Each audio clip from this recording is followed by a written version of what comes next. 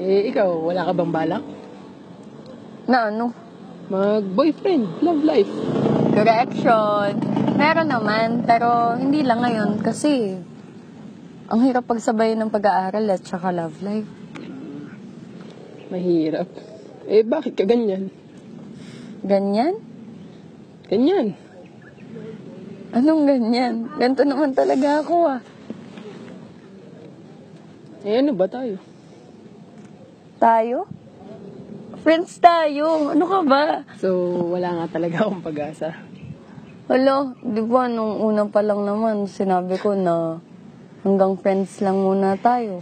Hindi nga kasi yung pinapakita mo sa akin. Ha? Ano bang ibig mong sabihin? So, friends, magdamag tayong magkausap, late night conversations lahat. Sobrang bait mo, sobrang sweet mo, sobrang caring mo, sobrang tao din pala para bigyan ng meaning lahat ng yun. Nag-assume na lang ako basta-basta. Nag-base lang ako sa mga pinapakita mo. Masyado akong naniwala sa action speaks louder than words na yan. Na-realize ko na actions are confusing without words. Na actions are nothing without words.